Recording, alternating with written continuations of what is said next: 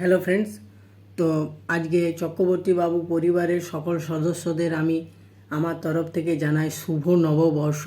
তো অন্যান্য দিনের মতো আজকেও আমি চলে এসেছি তোমাদের সঙ্গে শেয়ার করব একটা লেটেস্ট আপডেট, যেটা হলো আমাদের বেঙ্গলি সুপারস্টার অর্থাৎ জিৎ, আমাদের জিৎদা, তার নতুন আপকামিং যে মুভি অর্থাৎ বুমেরাং, তার টিজারটা আজকে ড্রপ করেছে। তো এটা আগে থেকেই কিন্তু কোনো অ্যানাউন্সমেন্ট ছিল না যে আজকে টিজার আসবে। এটা আমাদের বাঙালি দর্শকদের শুভ নববর্ষের জন্য জিদ্দার তরফ থেকে একটা সারপ্রাইজ গিফটও বলতে পারো।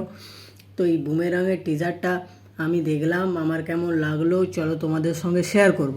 তবে তার আগে বলে নিই বন্ধুরা, না এই বুমেরাং মুভিটাতে আমরা অ্যাকচুয়ালি সাইফাই কমেডি ঘরানার সিনেমা হতে চলেছে এই বুমেরাংটা। তো আমার যদ্দূর ধারণা সেটা হলো এই বাংলা ইন্ডাস্ট্রিতে, বাংলা সিনেমার ক্ষেত্রে এই সাইফাই মুভি এর আগে হয়েছে বলে তো মনে হয় না। তো এটাই হয়তো ফার্স্ট টাইম অ্যাটেম্প্ট জিদ্দার তরফ থেকে। তো অনেক দিন বাদে জিদ্দাকে অ্যাকশন থেকে বেরিয়ে এসে আবার কমেডি জোনে আসতে দেখে এটা খুব ভালো লাগছে। এটা একটা খুব ভালো দিক।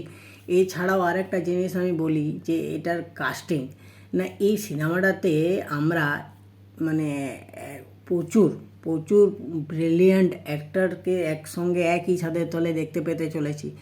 যেমন ধরো এখানে আমরা লিডিং অ্যাক্টর হিসাবে জিৎদাকে এবং লিডিং অ্যাক্ট্রেস হিসাবে রুক্মিণী মৈত্রকে তো পাচ্ছি, তার সাথে সাথে আমরা পাচ্ছি আমাদের রজতাভ দত্তকে, খরাজ মুখার্জিকে, আর এছাড়াও অম্বরেশ চ্যাটার্জিকেও পাচ্ছি এবং আমাদের সবার প্রিয় সৌরভ দাসকেও পাচ্ছি।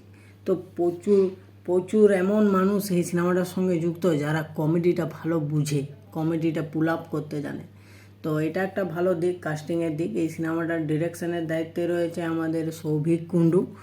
তো এখন যদি আমি আলোচনা করি যে এই টিজারটা আমার কেমন লাগলো, না টিজারটা যদি আমাকে এক কথায় বলতে বলা হয় তাহলে আমি বলবো খুব সুন্দর লাগলো, মনটা ভরে গেল। তো এখানে আমি একটা জিনিস বলি যে এই যে গল্পটা, এটা সাইফাই কমেডি তো হতেই চলেছে। এখানে বেসিক্যালি আমাদের রুক্মিণী মৈত্রর দুটো ক্যারেক্টার রয়েছে।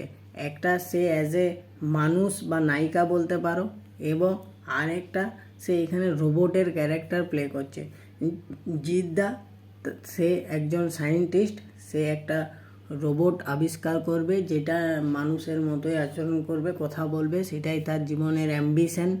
তো সে এই রোবটটা জিদ্দা ক্রিয়েট করবে, সেই রোবটের রোলটাও আমাদের রুক্মিণী মৈত্রই প্লে করছে। তো এখানে রুক্মিণী মৈত্র দুটো ক্যারেক্টার প্লে করছে, একটা রোবটের একটা মানুষের।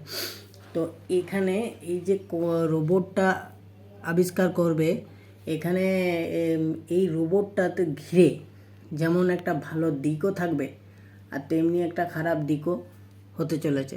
তো এই ভালো দিকটা এটাই যে জিদ্দা একটা জিনিস ক্রিয়েট করেছে, সেটা খুব ভালো লাগছে। তার পরিবারের লোকজন এবং তার আশেপাশের মানুষজন সেটাকে উৎসাহ দিচ্ছে, অ্যাপ্রিসিয়েট করছে। কিন্তু এই রোবটটাই একটা জায়গায় গিয়ে এমন কিছু ঘটাবে যেটা জিদ্দার পার্সোনাল লাইফে এবং সমাজে গিয়ে এফেক্ট ফেলবে। তো এইটাই টিজারে যেটুকু দেখে আমি বুঝতে পারলাম। তো এটা এছাড়াও এখানে আরেকটা জিনিস খুব ভালো লাগলো যে সৌরভ দাসের সঙ্গে এই আমাদের জিদ্দার একটা কথোপকথন বা কেমিস্ট্রিও বলতে পারো, সেটা কিভাবে পুল আপ করছে দেখার আছে। কারণ এখানে একদম ট্রেলারটার লাস্ট সিনটাতে দেখাচ্ছে যে জিদ্দা মদের বোতলটা নিয়ে এমনি করে ঘষে ঘষে বলছে, তখন সৌরভ দাস জিজ্ঞাসা করছে মানুষের কোনটা ইম্পর্ট্যান্ট, জীবনটা না সে যেটা চাইছে সেটা? তখন জিদ্দা বলছে এই মুহূর্তে মদটা ইম্পর্ট্যান্ট। ওইখানে সিনটাও খুব ভালো লেগেছে।